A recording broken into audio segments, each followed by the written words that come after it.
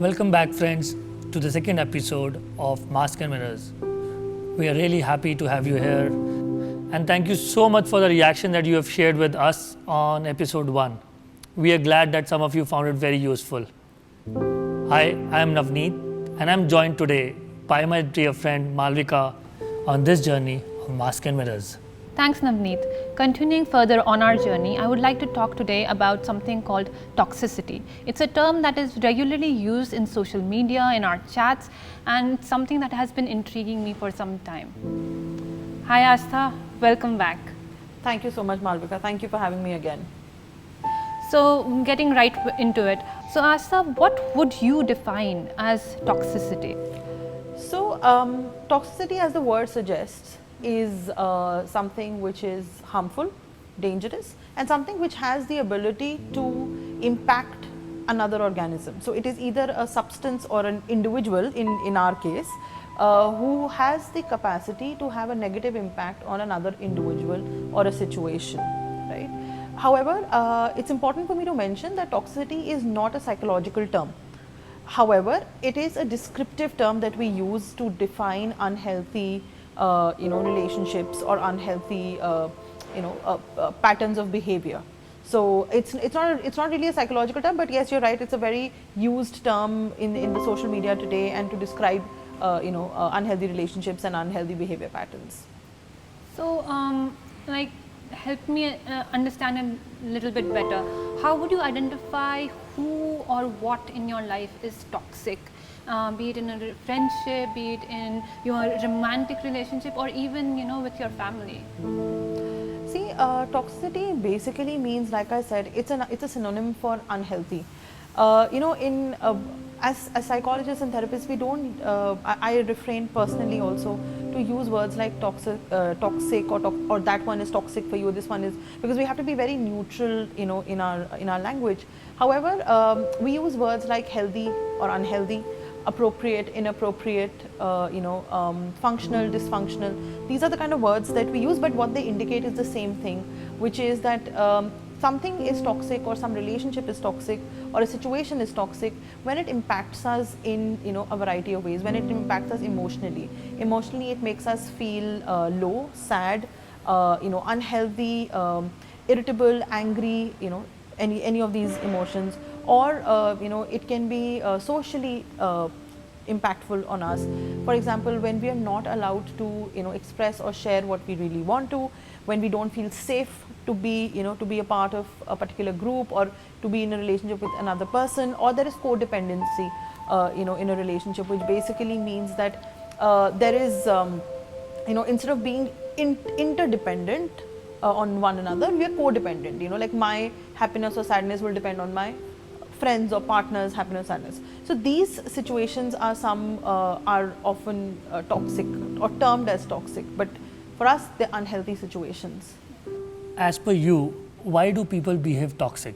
And a part of it is, are they even aware?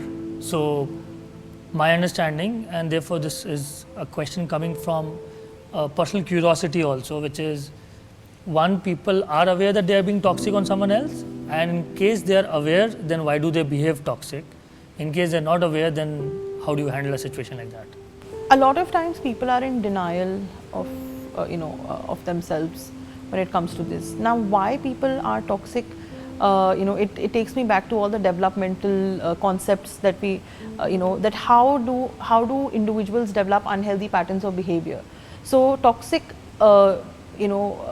interaction, or an unhealthy interaction, basically means poor communication, unhealthy patterns of attachment between people, in some cases also personality disorders, or personality concerns, which come out in our behavior, which can be, now some of the behaviors common to such situations are very controlling behaviors, very dismissive behaviors where you are not regarding the other person, and or are trying to emotionally influence or impact another individual.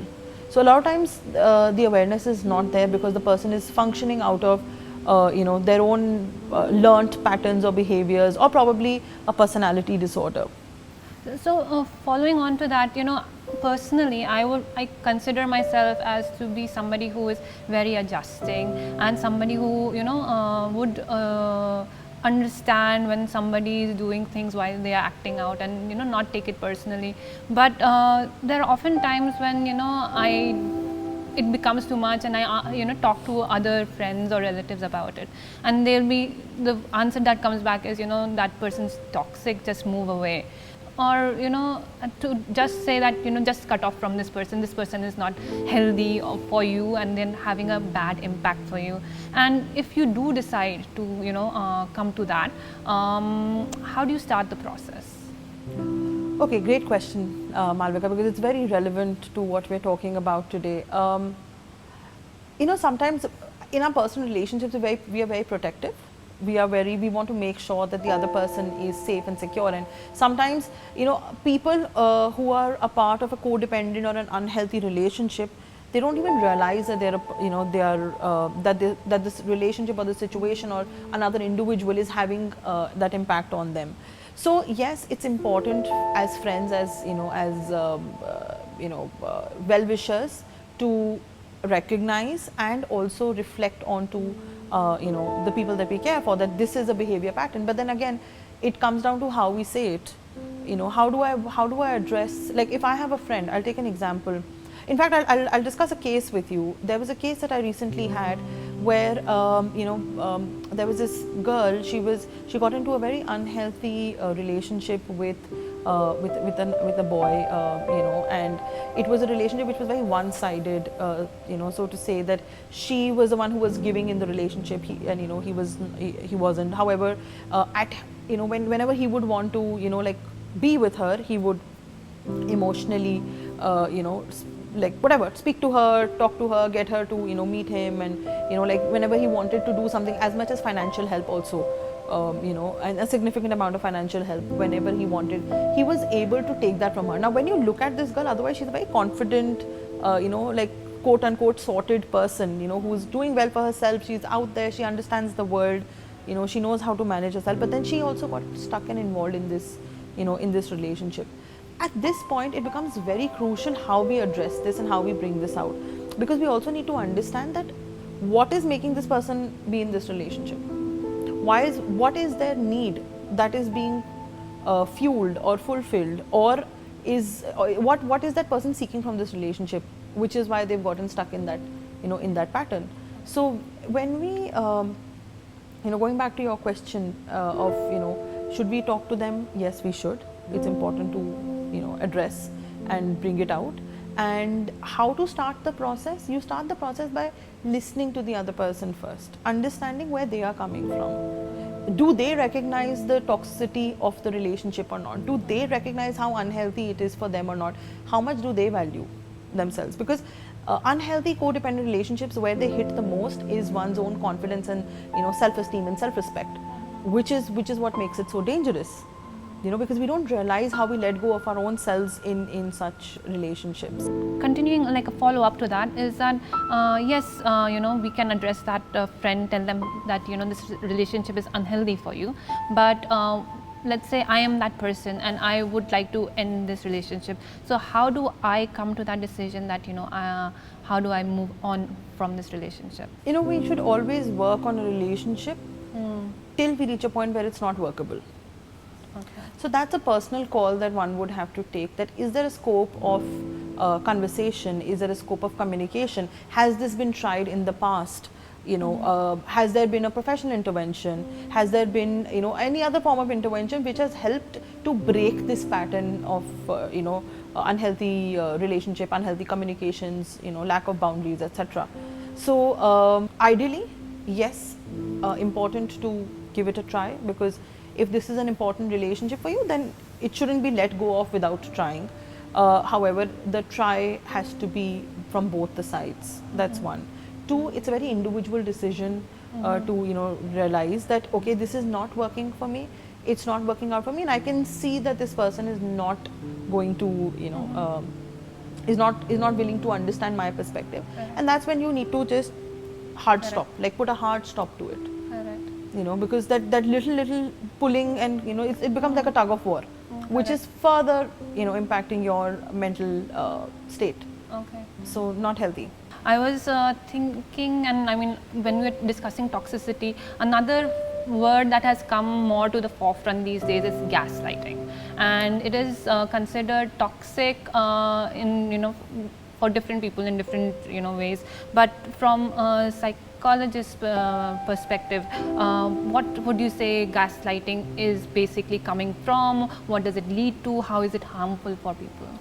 Yes, gaslighting is another very, it's the Urban Dictionary, the new Urban Dictionary. It's a word from the Urban Dictionary now, which essentially means, gaslighting means when, when the another person has, through their words, through their actions, and through their behavior, made us feel doubtful about our own selves, or psychologically unfit, or mentally stressed about our own selves. The biggest impact of gaslighting is that it makes us doubt our own selves. It triggers self-doubt, it reduces confidence, it impacts self-esteem, it impacts self-concept, how we look at ourselves, how we look at our world, because it is so emotionally manipulative, this behavior, that it makes us feel that we are, there's something wrong with us. And this is a term that I have heard a lot in the recent times in like partner relationships, like husband-wife relationships specifically. I'm not saying that all relationships have this kind of a pattern, but yes, it's commonly used now, where one partner is trying to, through their words and actions and behaviors, trying to emotionally impact another partner to believe that there is something wrong with them, creating that doubt in them. So basically, the behavior has existed for some time, but this word is new. Of course, yeah, the word is new. We now have a term to describe it, and the good thing about using vocabulary to describe certain behaviors is that we understand that this is not appropriate.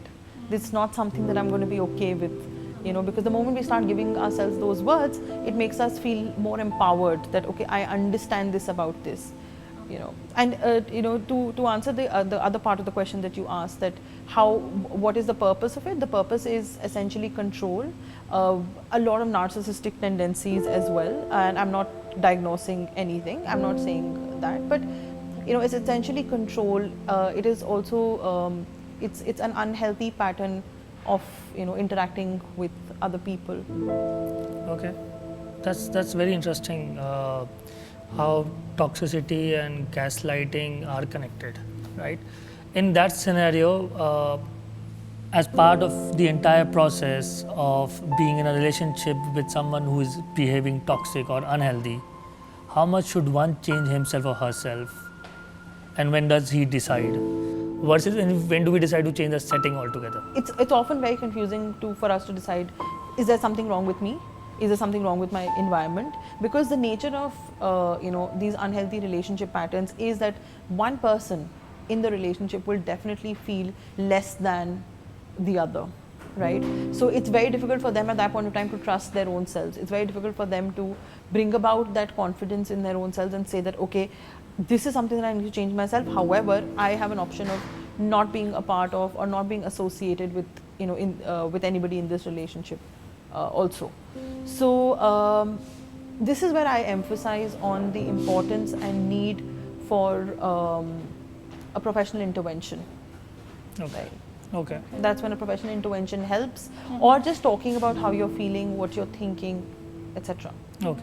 Got it. That's helpful. So can someone who has identified that this relationship is toxic, but for whatever reason, say for some financial reasons or something else, let's say societal reasons, is it okay to say that you're in that relationship, you're still continuing, it's probably not that bad and you're just playing victim? So we don't decide how good or bad a situation is basis of somebody else's perception of it. It has to be our perception of it. If this particular situation or if this particular relationship is making me feel in any way emotionally, mentally, psychologically, financially, socially unsafe, unhealthy, inappropriate, Yeah. dysfunctional, it's time for me to put a check on it. It's important for me to check on it. That's one part of it. The other thing is you spoke about, victimize and how people are easily labeled also. Like stop Yeah. playing the victim card and Yeah. there's nothing wrong. Now this is this exact concept is the dynamic of the relationship, where you are essentially using tactics like this, which is dissing somebody, dismissing their identity or dismissing their feelings, and using a term like victim to basically reduce what they are feeling to a very insignificant space, right? That is what is bad about what is unhealthy about such relationships. So you don't need to be in an unhealthy relationship if you don't want to. Correct. And the important part would be to empower yourself. Empower yourself with the resources that you have. Great. I think that's a great note to, because this was our last question for this topic, but I think it's a great note to talk about that, the empowerment, the realization, and it all has to come from yourself, and don't, be put down by any labels that people are putting on you. So that is, I think a great takeaway from this session. So thank you once again for, shedding some light on toxicity, and thank you everybody for joining us. We hope that you have enjoyed this episode of Masks and Mirrors, and keep the conversation going. Passive aggressive behavior more prevalent in a particular gender or a certain age group? And if so, why? This entire behavior is sometimes used purposely to pull someone down. How should one react to it? If you are feeling pulled down, if you are feeling controlled by another individual, it's important to call that out.